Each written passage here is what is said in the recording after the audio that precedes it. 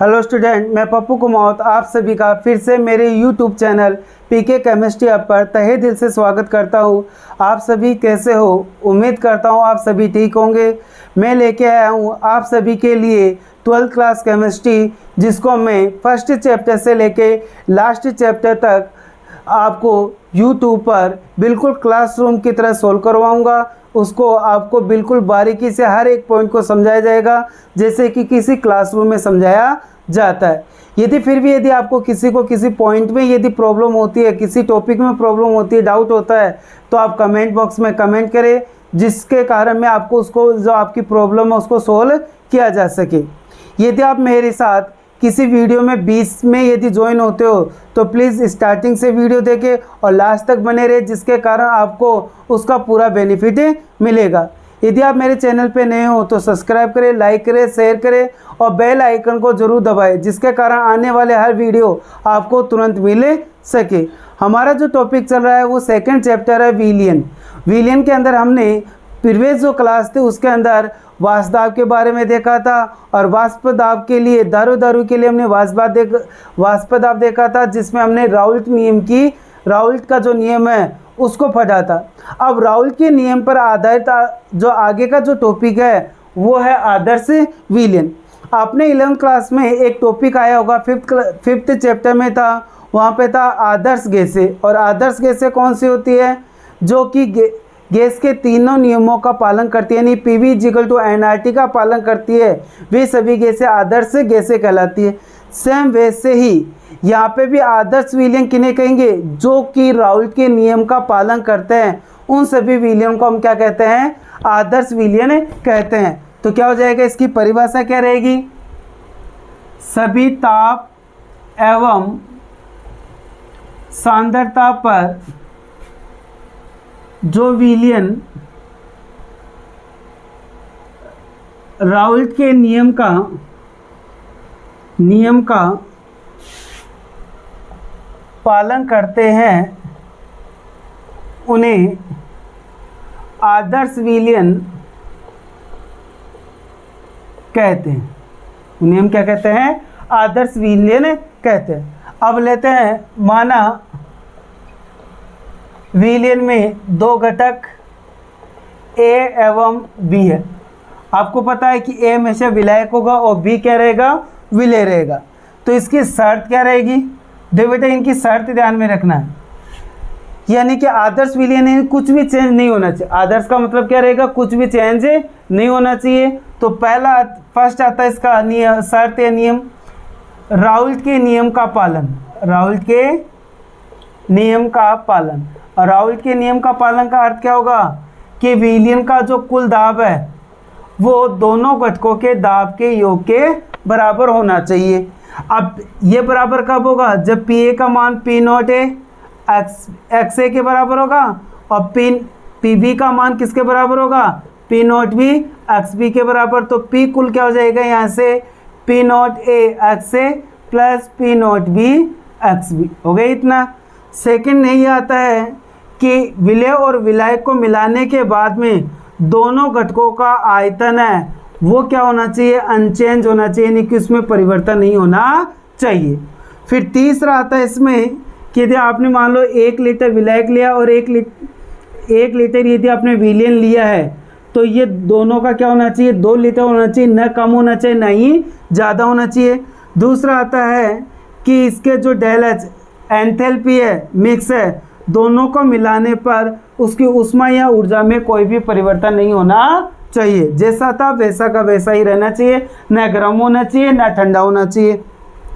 Fourth आता है इसमें, ये तभी पॉसिबल होंगे जब विलायक और विलेय और विलेय के अंतराण्विक बल विलेय विलायक के अंतराण्विक बलों के बराबर हो। यानी कि पहले वाले आकर्षण बल और बाद में विलयन में बनने वाले आकर्षण बल यदि बराबर होंगे तो ही ये कंडीशन है वो पॉसिबल होगी। तो इस राउल्ट के नियम, ये आदर्श विलयन की शर्त क्या क्या है? कि राउल्ट के नियम का पालन नहीं था, विलयन का कुल वाष्प दोनों घटकों के वाष्प के योग के बराबर हो। दूसरा है कि इन दोनों घटकों को मिलाने पे उनके आयतन में परिवर्तन नहीं होना चाहिए और ना ही उसके ऊष्मा में परिवर्तन होना चाहिए। ये तभी पॉसिबल है जब विलायक विलायक के वाष्प विलायक और विलय के अंतराण्विक आकर्षण बल विलायक के अंतराण्विक आकर्षण बल के बराबर होंगे, तभी ये पॉसिबल होगा। यानी कि जितनी इनके टूटने पे ऊर्जा मुक्त, जितनी इनको टूटने के लिए ऊर्जा चाहिए उतनी ही इनके बनने पर ऊर्जा मुक्त होनी चाहिए। हो गया इतना ये। अब इसके बाद में हम इसके ग्राफ बनाते हैं। तो ग्राफ क्या होगा, राउल्ट के नियम का graph P naught A P naught B X A बराबर 1 एक्स बी बराबर 0, एक्स ए बराबर 1 एक्स बी बराबर एक्स ए बराबर 0 एक्स बी बराबर 1। तो यहाँ से क्या हो जाएगा,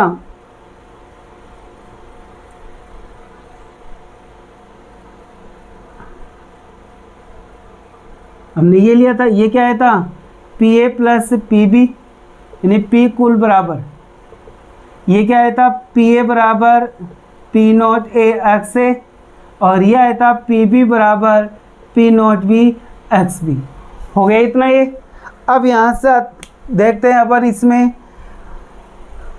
तो ये आ जाएगा अपने पास विलियन के इसके नियम का पालन होता है। अब आता है इसका मेनली एग्जाम्पल्स। एग्जाम्पल्स क्या होंगे बेटा, वो ध्यान में रखना है सबसे ज़्यादा।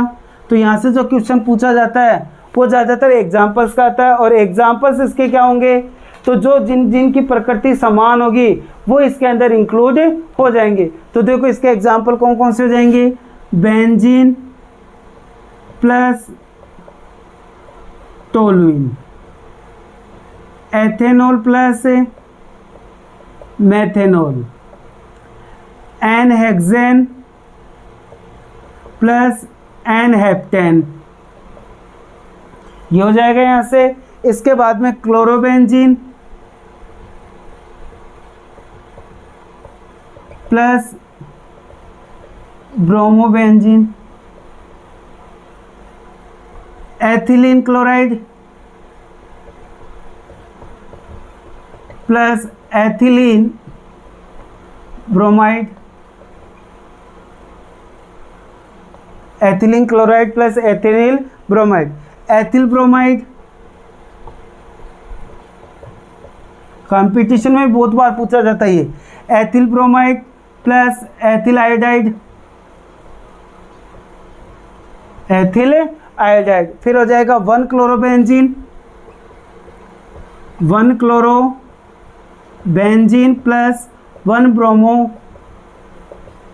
ये हो जाएंगे इसके एग्जाम्पल। तो आपको एग्जाम्पल ध्यान में रखना है और ये शर्त ध्यान में रखनी, ये हो गया। अब उसके बाद में नेक्स्ट टॉपिक आता है अपना अनादर्श विलयन।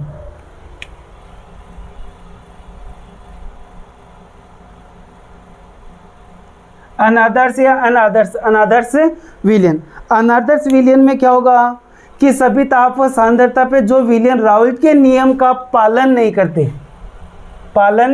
नहीं करते वो कौन से विलयन कहलाते हैं, अनादर्श विलयन कहलाते हैं। अब शर्त क्या होगी, देखो बेटा शर्त क्या है, इसी में आपको समझना है, इसी से कि राउल्ट के नियम में क्या होता है कि पी ए बराबर पी ए प्लस पी कुल बराबर क्या होता है P A plus P B.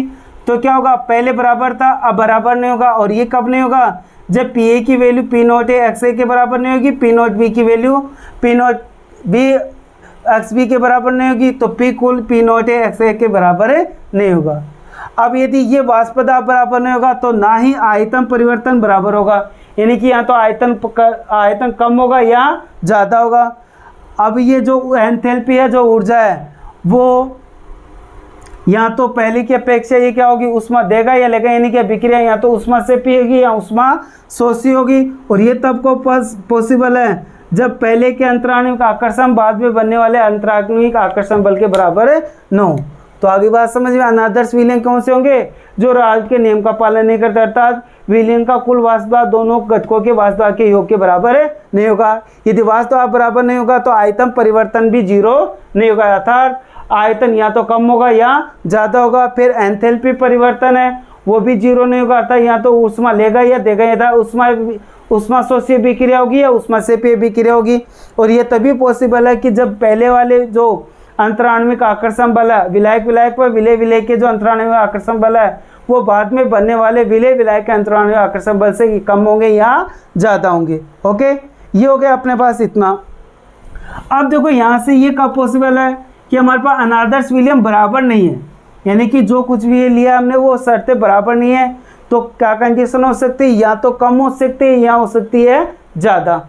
जो कुछ भी है या तो आवास भाग कम होंगे या ज़्यादा होंगे, विलियन कम हो घटेगा या बढ़ेगा, ऐसे एंथैल्पी घटेगी या बढ़ेगी, अंतराण्विक आकर्षण बल पहले की अपेक्षा कम होंगे या ज़्यादा होंगे। इस आधार पे हम इनको जो अनादर्श विलियन है इनको दो भागों में बांटते हैं। वो देखो बेटा यहाँ से एक साथ देखना आपको, तो देखो यहाँ पे अनादर्श विलियन दो प्रकार के होते हैं। यहाँ से एक होता है अनादर्श विलियन के प्रकार, दो प्रकार के होते हैं। फर्स्ट आता है धनात्मक विचलन दर्शाने वाले विलियन, दर्शाने वाले हैं प्रदर्शित करने वाले विलियन। आप देखो धनात्मक का अर्थ क्या होगा कि सब कुछ पॉजिटिव होगा। पॉजिटिव का मतलब क्या होगा कि इसका जो वाष्प दाब है, फर्स्ट आ जाएगा इसका विलियन का वाष्प दाब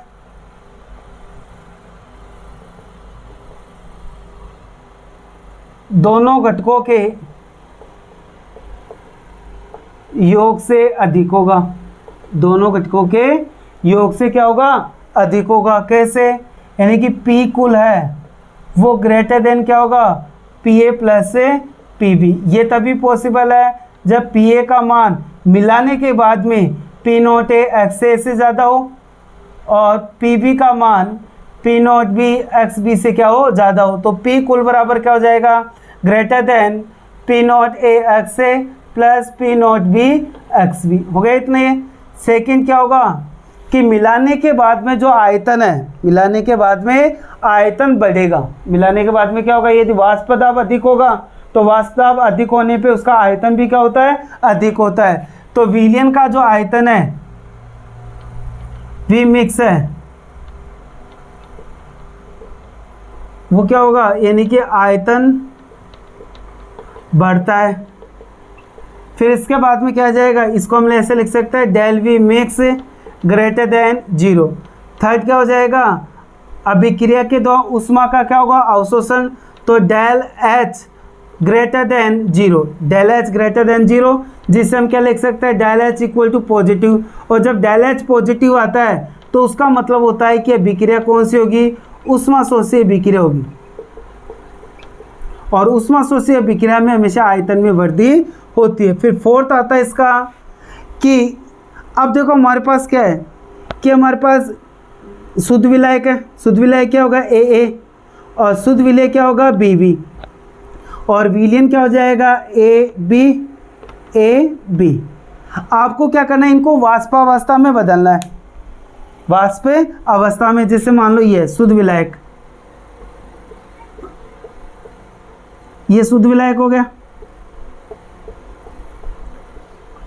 ये हमने क्या ले लिया, शुद्ध विलय ले लिया। जैसे इन दोनों को मिक्स करते हैं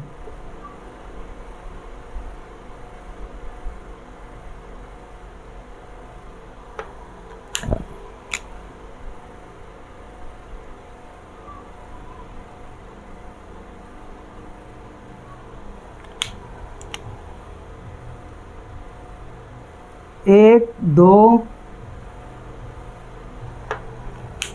तीन विलय विलायक हो गए, यानी कि A B, ये इसको मैं ले लेता हूँ B और ये हो गया A। ओके, अब क्या करते हैं, इन दोनों को मिलाते हैं। अब हम इनको ताप देते हैं तो इनके बीच में यदि जो अंतराण्विक आकर्षण बल है पहले इसमें जितने भी है, यदि इनको मिलाने के बाद में यदि इनके अंतराण्विक आकर्षण बल यदि पहले की अपेक्षा क्या हो जाए, कम हो जाए, पहले की अपेक्षा क्या हो जाए, कम हो जाए। जैसे मान लो इसका ताप है 100 डिग्री सेल्सियस और इसका ताप है 78.5 डिग्री सेल्सियस और इसका सपोज ये हो जाए 68 डिग्री, मिलाने के बाद में क्या हो जाए 68 डिग्री। तो बताओ किसका सबसे ज़्यादा होगा? वास्तव इसी का तो होगा, क्योंकि ये 100 डिग्री पे अकेला उबलेगा, ये 78.5 पे उबलेगा। लेकिन यदि हमने 68 डिग्री कर दिया, जैसे दोनों को मिलाते इसका टेम्परेचर क्या हो जाएगा 68 डिग्री, तो ये कम ताप पे क्या हो जाएगा उबलने लग जाएगा, यानी कि इसका वाष्प दाब है पहले की अपेक्षा क्या हो जाएगा ज़्यादा। और ये तभी पॉसिबल है इनके बीच के अंतराणुविक आकर्षण बल क्या हो कमज़ोर हो। जिनके अंतराणुविक आकर्षण बल कमज़ोर होंगे उनका वाष्प दाब क्या रहेगा ज़्यादा होगा। समझना इसको, जिनके अंतराणुविक आकर्षण बल कम होंगे उनका वाष्प दाब क्या होगा ज़्यादा होगा। तो यहाँ पे अंतराणुविक हमारे पास पहले की अपेक्षा बढ़ रहा है, तो इनका जो अंतराणुविक आकर्षण बल है, अंतराणुविक आकर्षण बल है, शुद्ध विलेय विलेय व शुद्ध विलायक विलायक के अंतराणुविक आकर्षण बल से क्या होते हैं कम होते हैं। ओके, इतना हो गया। उसके बाद में आप ग्राफ बनाते हैं। अब ग्राफ बनाएंगे तो देखो ग्राफ में क्या होगा, यहाँ से मैं यहीं पे बना लेता हूँ उसका ग्राफ। एक्स ए ये हो गया एक्स बी, एक्स ए या 0 सॉरी एक्स ए बराबर 0, एक्स बी बराबर 1 1 और ये 0 हो गया। यहाँ पे हम ले लेते हैं X P not A P not B हो गया। ये हमारे पास राउल के नियम के अनुसार आता है। अब क्या होगा, सबके सब धनात्मक विचलन दर्शाते हैं, तो अपने पास ये तो क्या होता है पी नोट सॉरी पी बराबर P A plus P B, यह आता है पी ए बराबर P not A X A और यह आता है P not B X B, P B बराबर हो गया इतने। अब क्या होगा धनात्मक, यानी पहले की अपेक्षा सब कुछ क्या होगा धनात्मक, तो यह आ जाएगा विलयन का कुल वाष्प दाब है वो भी बढ़ जाएगा, तो इसका भी ये बढ़ेगा और पी बी भी क्या होगा बढ़ जाएगा। तो ये हो जाएगा पी कुल बराबर P A plus P B, ये हो जाएगा यहाँ से P B greater than P not B X B और ये हो जाएगा P A greater than P not A X A. ये बन गया इसका ग्राफ। सेम वैसे ही ले लेते हैं ऋणात्मक विचलन दर्शाने वाले। देखो दोनों को एक साथ देखना है। दूसरा हो जाएगा ऋणात्मक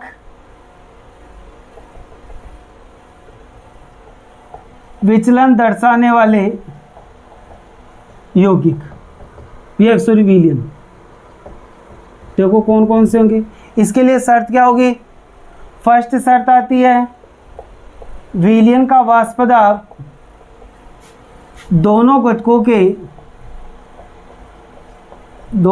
के से कम होगा, घटकों के योग से कम होगा।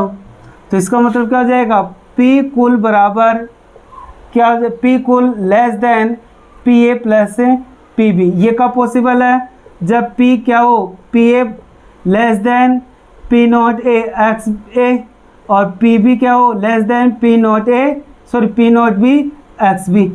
क्या हो जाएगा P not B X B, तो P कुल क्या हो जाएगा less than P not A X A plus P not B X B. हो गया इतना। अब क्या हो जाएगा सेकंड यहाँ पे आ जाएगा कि जो आयतन है आयतन घट जाता है और आयतन घटेगा, इसका मतलब del V mix less than zero, less than zero. Third आ जाएगा यहाँ पे डेल वी मिक्स क्या हो जाएगा less than zero. Less than zero को हम क्या लिख सकते हैं नेगेटिव। नेगेटिव का मतलब क्या होगा ऊष्माक्षेपीय विक्रिया होगी और जब भी ऊष्माक्षेपीय विक्रिया होती है विलयन का आयतन घटे जाता। और ये तभी होगा जब हमारे पास शुद्ध विलायक और शुद्ध विलेय के अंतराण्विक आकर्षण बल विलेय विलायक के अंतराण्विक आकर्षण बल से क्या हो परबल हो, यानी सॉरी ये हो, यानी कि विलेय विलायक के अंतराण्विक आकर्षण बल शुद्ध विलेय विलायक से क्या हो अधिक हो, तो ये जल्दी ही वाष्प अवस्था में नहीं बदलेंगे।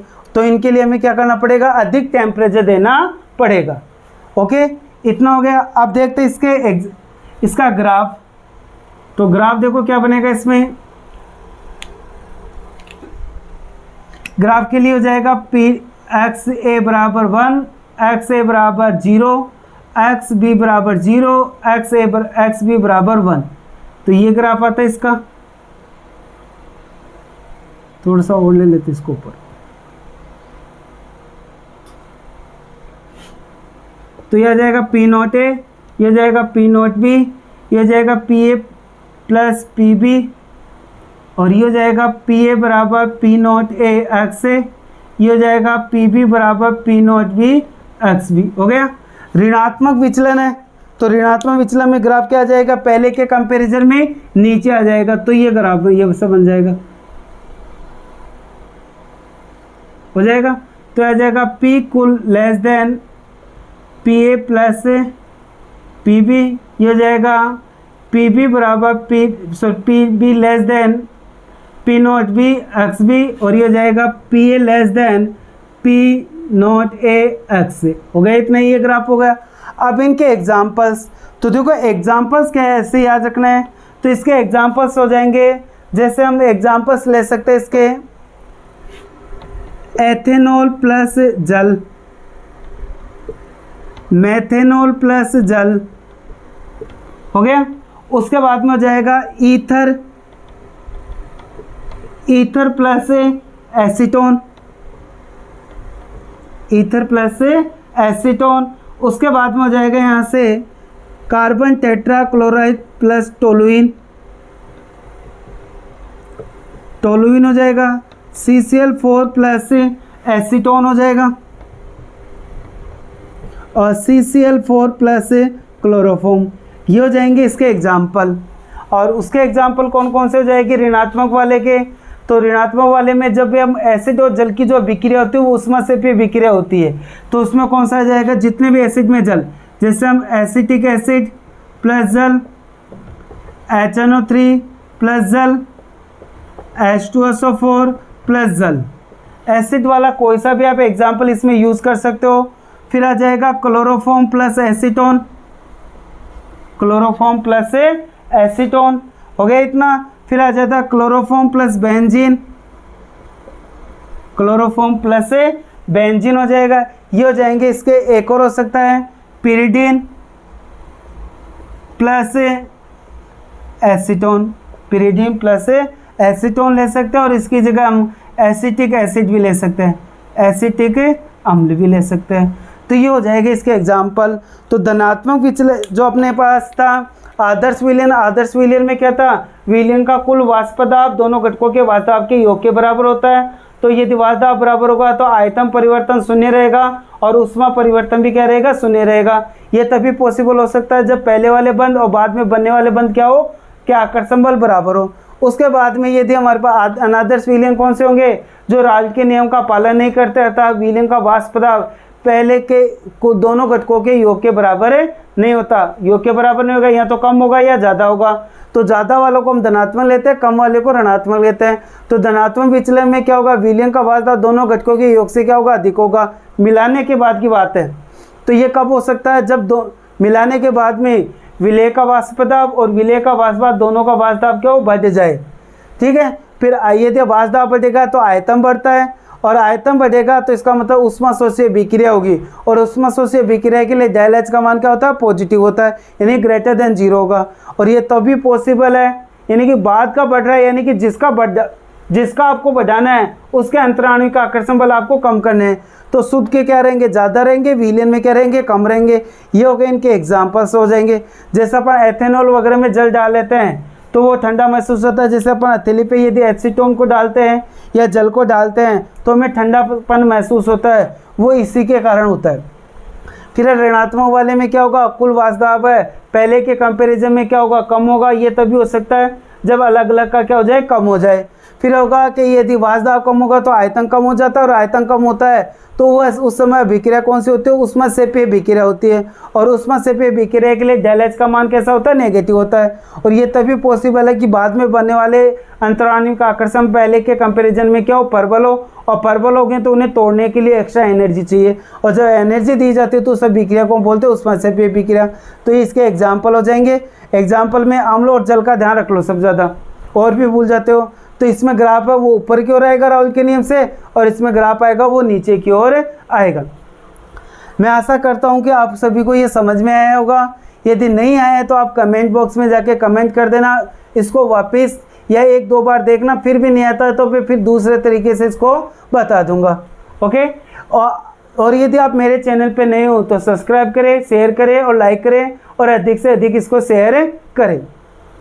अब मिलते हैं नए वीडियो में नए टॉपिक के